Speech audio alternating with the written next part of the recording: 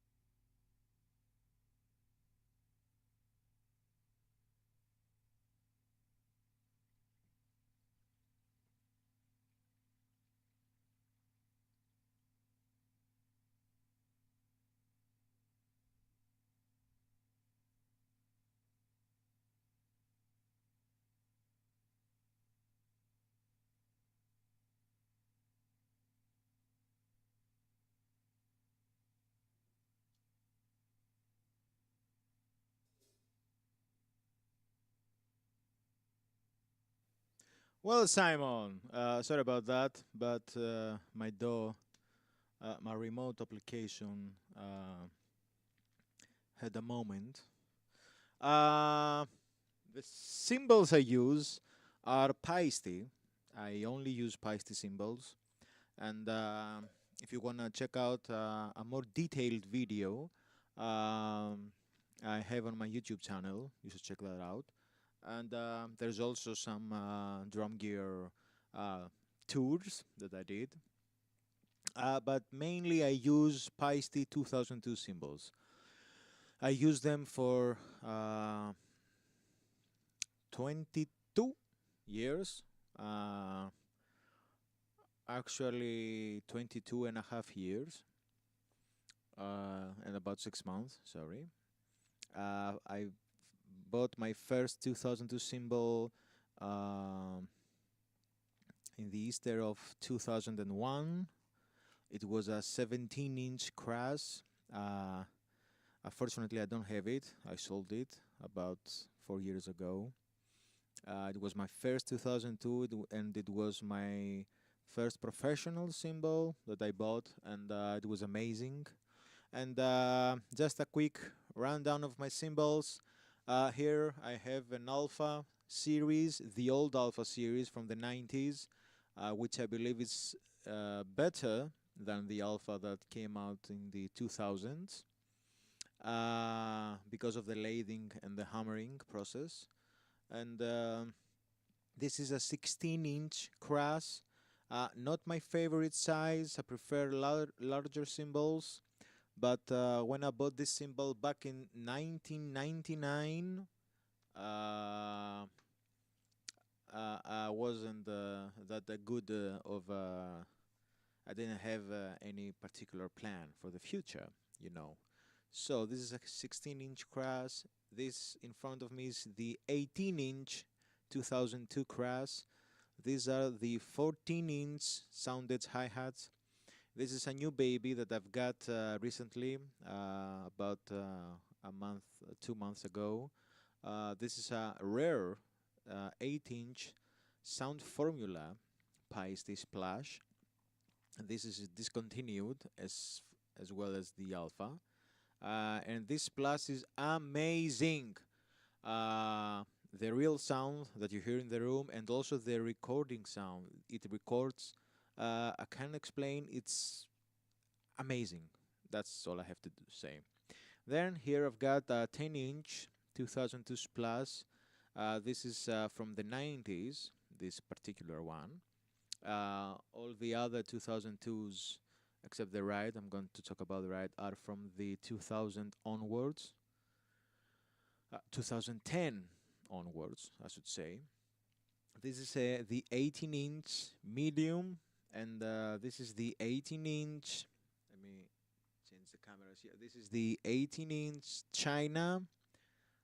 This is a new symbol for me as well. I bought this symbol about 9 months ago. I believe it was February or March. This is Paiste 900 series symbol, and this is the regular model. They also do the color sound. That's what they call it. There is also a black one, a purple, a blue, a red. I don't know if there is a green. I don't believe there's a green. And I prefer the regular model, but also it is a little bit darker finish-wise. But I like it very much. It's the hello, my bro, my friend Simon. I will read later your comment, your observation there. Nice to see you too, Nabro drummer. And to tell you the truth, the 900 series replaced the Alpha series of that Paiste used to have, and they're basically the same symbol but better, I suppose. I don't know. I don't know. But my Alpha from the 90s has a different sound than the 900 series, and the 900 series has a different sound from the Alpha series from the 2000 onwards. I don't know if you are confused. I'm not.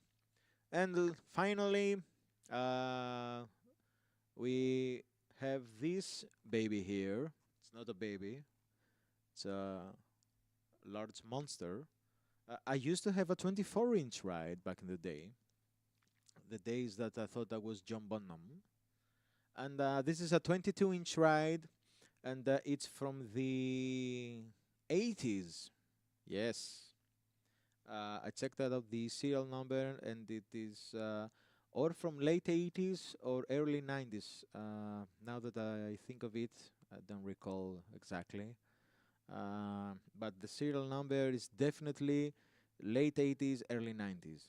And I bought it used for a very, very, very, very, very nice price. And it is a beast of a ride. Basically, the whole 2002 symbols, for you that don't know, uh, the most of the records that you have heard from the 80s, 70s, and 90s even, they all used 2002 symbols. Some of the greatest hits of all time, these are the 2002 symbols.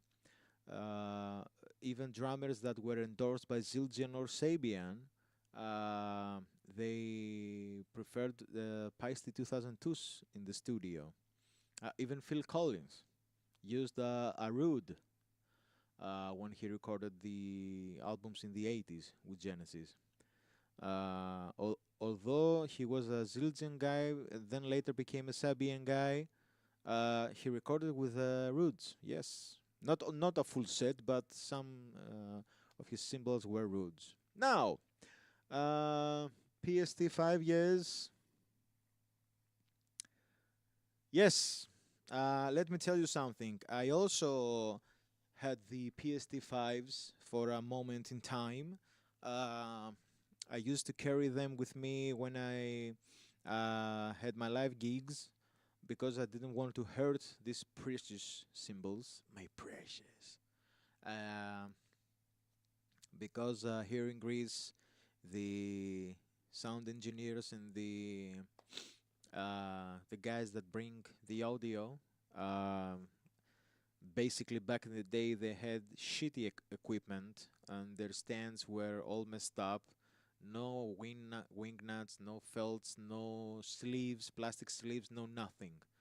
And then, of course, I had to carry with me some extras to protect my symbols, but there were some other situations that um, I had my set ready, my symbols in their places and whatever, and then the sound guy, the sound engineer, came to the set to install the microphones, and they were touching the cymbals, microphones fell over the cymbals. It was a mess. And then I decided to carry with me the PST5s, which were absolutely amazing for the job. And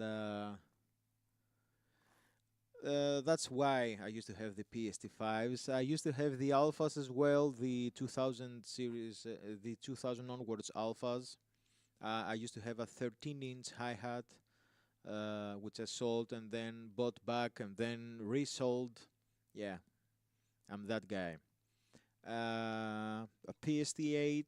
I used to have a PST8. I still have a PST8, and now I have also. It's not on my set right now, but it will be in the near future. A set of 14-inch Paiste Alpha Soundedge hi-hats. They're totally amazing. It's from the same series as this. Uh, and hello, Zax, my friend. How you doing? I'm extremely well and happy to see everybody here. Uh, I also used to have an Alpha series ride, full ride, 20 inch. This ride was smooth as butter. But I did the stupidest thing and sold it. Yes. Uh, that's life, I suppose. And ever since I hunt down if someone posts on Facebook Marketplace or some sites that we have here in Greece that he sold a Paiste 20-inch full ride alpha, I will buy it. There are some dudes that are selling, but it's not in best condition. Some I found some that have no logo zone. Uh, It is the Alpha full ride, but it has no logos either on top or bottom. Some other rides are full of stick marks and handprints and grease and whatever, so they are beyond repair.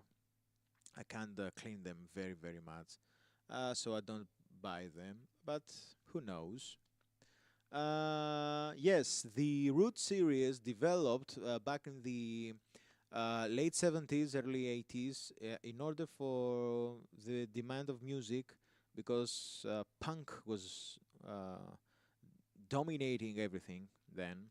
We came from the death of the progressive rock and the start of the punk movement, and they were in need of a symbol that was even louder than the 2002s, and that the cymbals cut through the mix of the loud guitars and the punkiness of everything.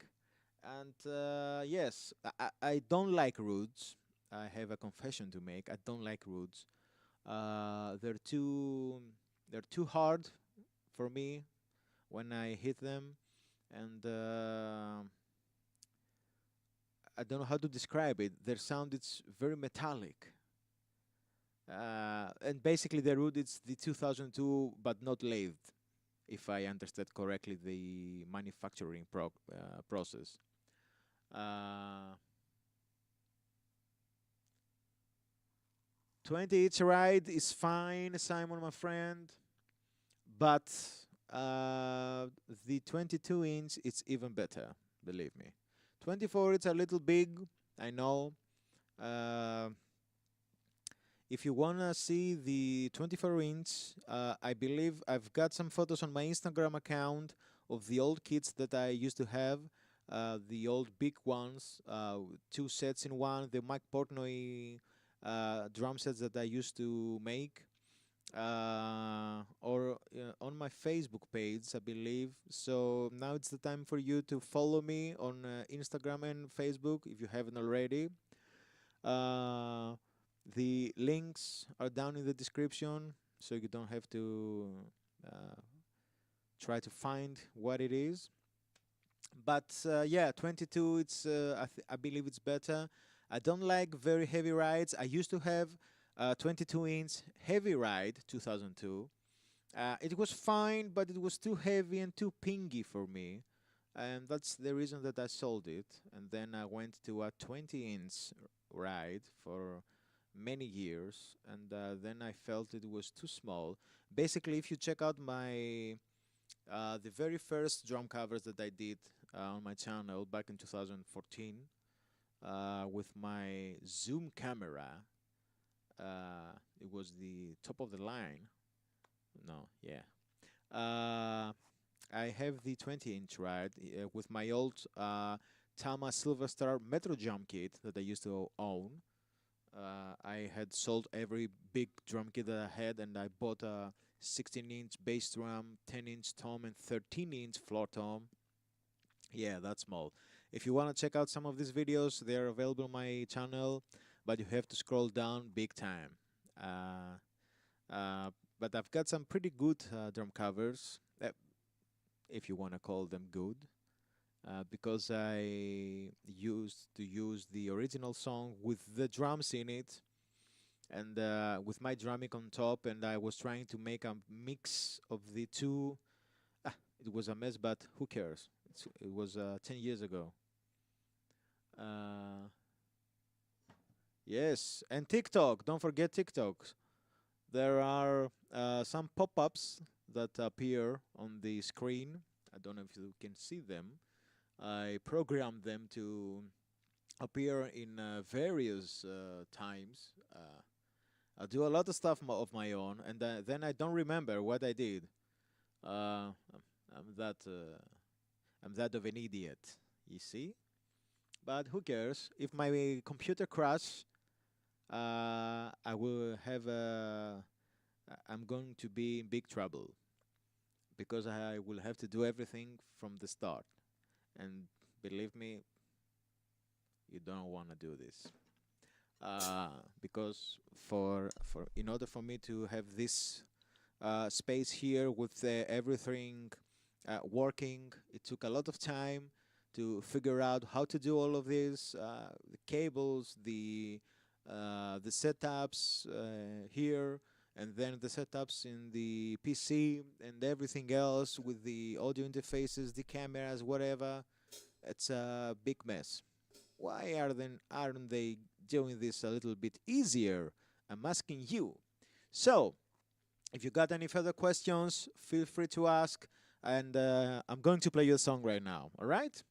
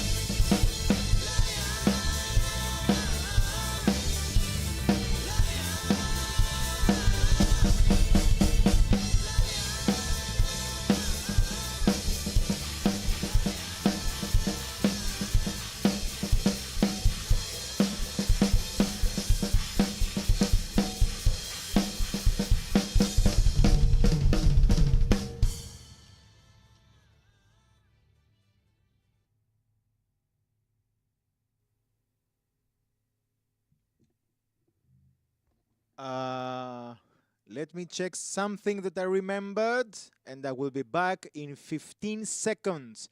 You should count right now.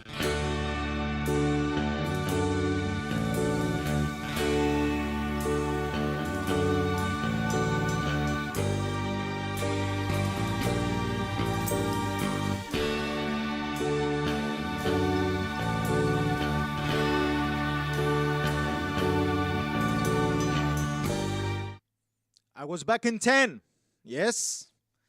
I believe the audio will be better right now. I believe that was some kind of delay uh, in what you just heard right now.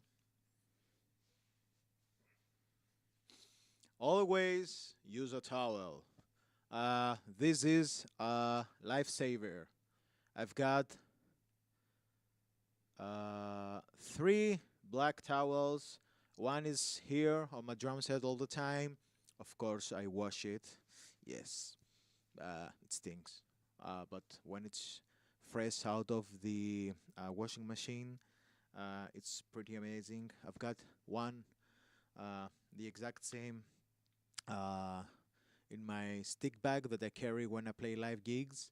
And also, I've got another one that I have in another stick bag that I use when I do rehearsals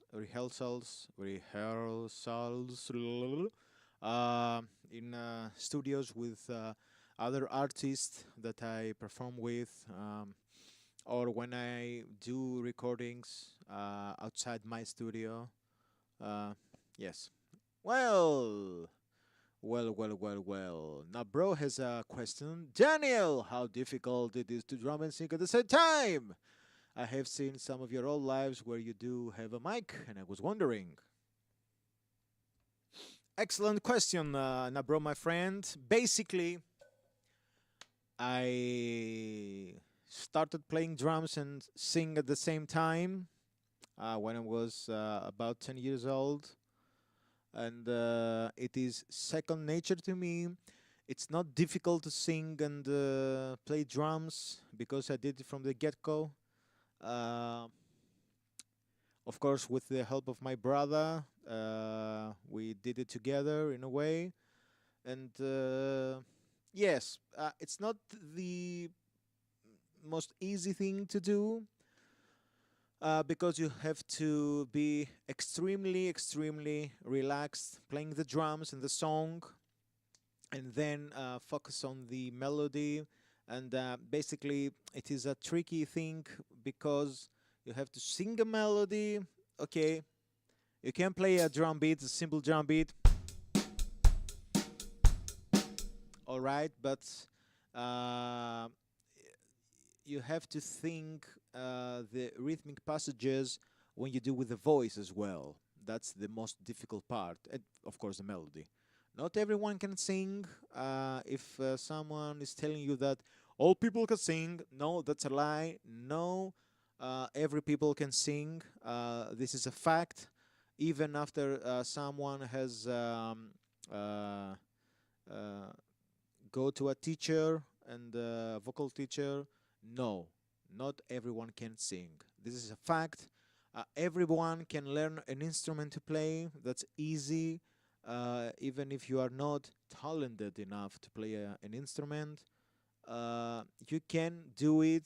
But the vocals are a totally another subject. Totally. You cannot sing, no, because the human ear, it's not the same for everybody. Everybody listens in a different way. I'm talking about the melodies, all right? And some people, their brains cannot focus enough to the actual melody, and they cannot express themselves and make their voice sound like the song they want to sing, if you know what I mean. It's not an easy thing to hit the note right. For instance, last Saturday, after I did my live streaming, I had to attend to how should I call it? One of the conservatories that I work was in an exhibition. That's the word, to promote their conservatories, and some of my students were playing as a band, and I did a little drum solo for people. It was on the street with all the shops open. It was late evening thing, and the shops were open until 12 o'clock in the night, and it was full of people. It was a very good experience. But let me go to the point. Uh, we had a very amazing and talented girl that was going to play piano and sing some songs. Uh, uh, but she brought a friend with her, and the guy was playing guitar, and he also thought that he was singing. The guy was totally out of phase, out of tune, whatever you want to call it. He couldn't hit a note straight right. And the problem with that is that he ruined the total outcome of the live performance. So I had to interfere and go to the sound engineer and ask him very politely. He was a funny guy. I should mention that. Funny guy, if you're watching this video, this is for you. I'm telling your story. And I told him to turn down the volume of the guy that was singing, and in order for the people to actually enjoy what they're hearing, because the girl was is extremely good in singing and playing the piano, extremely good in the genre that the songs in the genre that she was singing and playing. Here in Greece, we've got a music genre that it's called entechno. Whatever. I should make that joke. I had to get it out of my system. You know, I carried this wound with me for many, many years, and the singer wasn't aware that he was out of tune. He wasn't aware. That's the problem, because it's not like he was aware and for whatever reason he was out of tune in some moments of the singing. It was all the time. It was like he was singing in a different key. If you know music theory and the this stuff, it was pretty amazing. Yes, yes. In the beginning we were laughing, but then became very annoying. Yeah. My ears were starting to bleed a little bit. Yes, and the earwax went crazy. Pfft, it went out. You know what I mean? My ear tried to protect me. You know, from not hearing to this guy. That's a joke. My ears don't ever protect me when I hit these beautiful cymbals and these beautiful drums. But when I was hearing this guy, I felt my ears creating wax and rolling it from the inside to the outside. You know what I mean? Yes. Now, if you got any more questions, I'm here, baby, for you. Oh, yes. Uh, yes, no, bro. It was really, really, really, really bad. You can't imagine.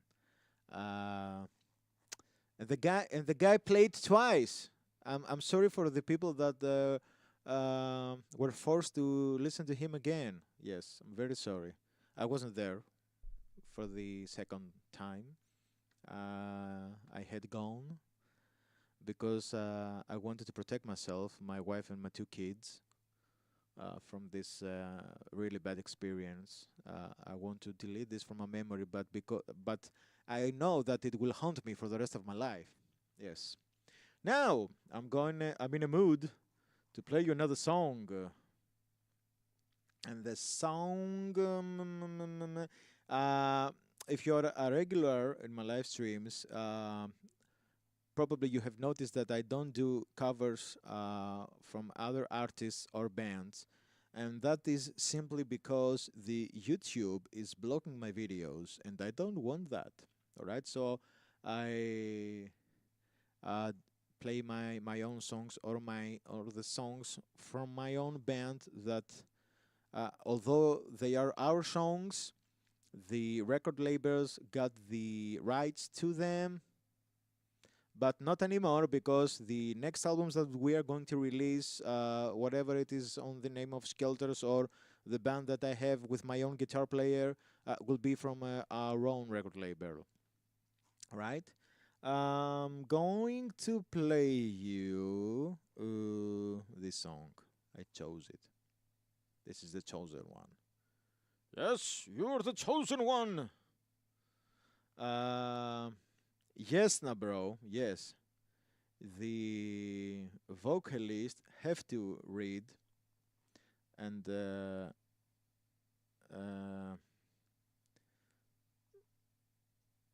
yes, notations. Yes, they have to read, and they are also musicians. But of course, there are some people that cannot read anything, and they are their brains understand the music and the vocal melodies and lines, and they can copy or they can even create their own very in the heat of the moment, I should say. Uh, it's not rare. Uh, it is there. You can find some people like that, and it is very hard for them to be out of tune. They have some kind of a perfect ear, if you know what I mean. All right. Are you interested in singing, my friend? A lot of questions about singing. Huh? Let me know. Are you interested in playing the drums and sing, or play the guitar and sing? Let me know, and I will answer you after playing you the song.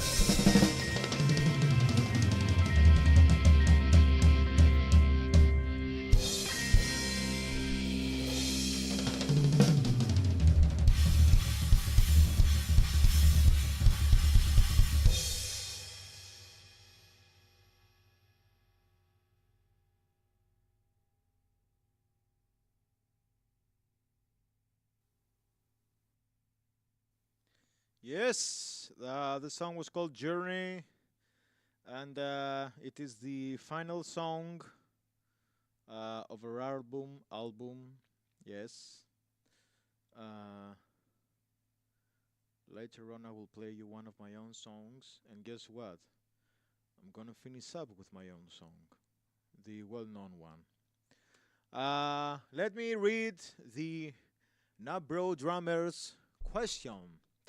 How much of music theory do you know? I know you are mainly a drummer, but to create songs and albums, do you have to get a grasp?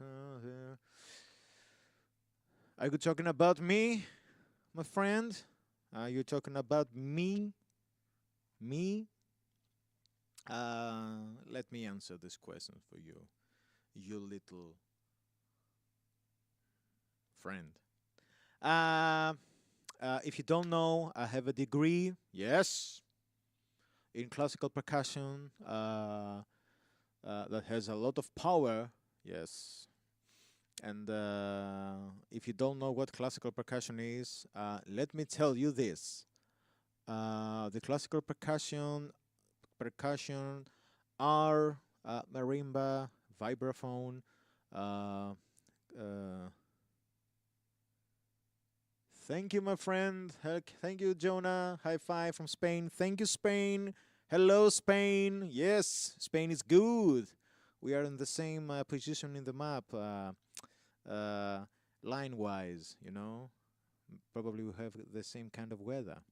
Who knows? Uh, so, uh, where was I? Timpani. Yes, I know how to play timpani. You know what timpani is? It's the big half egg thing with they are in different sizes, and they also have got a pedal that tunes them. All right, you have to tune the timpanis, and also you play pieces of music that require to even change the tuning and do the little wow, I think, wow, wow, you know. If you are a guitar player, you should know that thing, that stuff. And what else? The snare drum is extremely difficult because it is the orchestral snare drum, and you have to be very precise, and you have to have a very sensitive snare in order to play some stuff, very fast passages and crescendos, decrescendos, speed ups, whatever, many difficult things. Um of course, dynamics, very important. And for those that you don't know, I know how to play marimba with four drumsticks, the pro marimba, and vibraphone as well. And also, from all these instruments, my favorite is vibraphone for two reasons. Because it has a mechanism that mutes the plates that you hit with your drumstick, with your mallet, and it's like a piano thing. You know, the piano that uh, drops a foam thing and mutes the note, the hammer when it hits the strings. And yes, and the other thing that the vibraphone has is that I like the sound of it and the sustain of the whole note that you hit, and also inside the tubes that project the note that you are playing, pitch wise.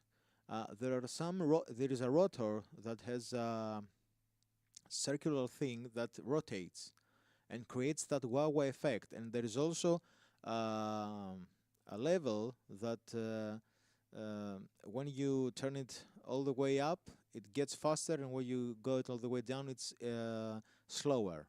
And that depends on the music that you are playing, or the tempo, or the feeling that you want to create. Very fine instrument, yes. When I get rich and famous, I will buy a vibraphone. I will give $4,000, euros, whatever, and buy one, just to remember the good old days that I used to practice the vibraphone. So yes, I've got all the classical training, and of course theories, harmony, and all the good stuff. But because I don't play the vibraphone anymore or marimba or whatever, and I am focusing mostly on drums. Of course, I'm not in that level anymore. There's a video here on my YouTube channel if you wanna watch. It's in the very very very first video, so you have to scroll all the way down, and it is actually when I was playing for the examiners. Basically, you do a concerto. That's the way it is here in Greece, at least. And there are 5 examiners, and they are watching the music sheets that you have provided them, and check out if you play the notes right. But I don't think they are watching any of that stuff. They are just there and are enjoying the performance. And basically, that day, my soon-to-be wife, I didn't know that at the time, came with her camera, and she immortalized the event forever. And I made a little 10-minute video, I suppose it is. It's been years since I watched that video. There is a little bit of everything there. If you're interested into that, you should check that out. And yes, nah, bro, you have to know some music theory and shit in order to write a song, but that's not 100% true. All right, many musicians don't know anything about the theory and all this stuff that we as musicians know, and they write songs and whatever.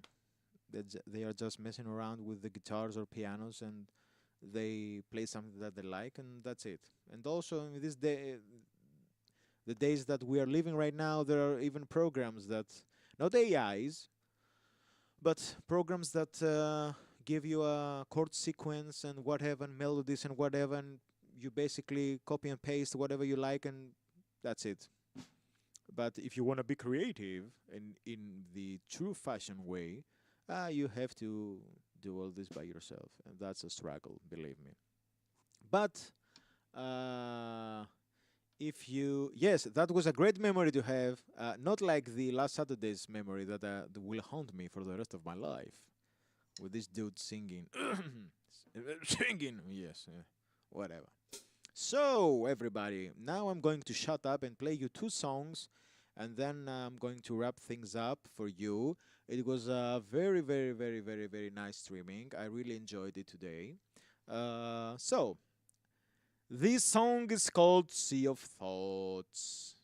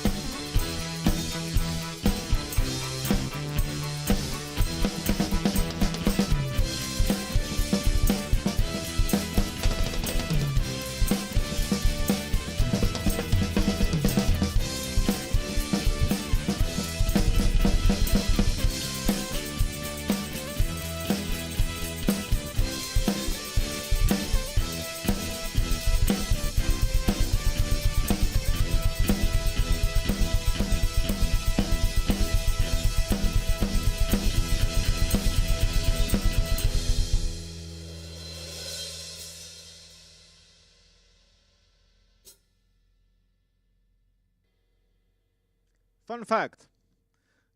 When I wrote this song, I was very inspired by Polyphia. You know Polyphia? I know the song has nothing to do with Polyphia, but I was watching a Rick Beato video about them. And then I was listening to one of their most famous songs. I believe it's called Goat, that has a haunting instrument sound in it. And then I did a little research and found out what the actual sound was, and I recreated it from scratch. And you can hear it in the first half of the song. Basically, there is a theme there that I do. They also play bass, right? I like the sound of the bass on this track. It's very brutal and very heavy, and it reminds me of Chris Squire's bass sound back in the day when he was in Yes in the 70s and used his Rickenbacker, with the grit. Yeah. So now I'm going to play you the last song for today. It's also my own song. It is called Dreamer's Field. So if you want to relax and after this tedious live streaming, and chill out and enjoy the song.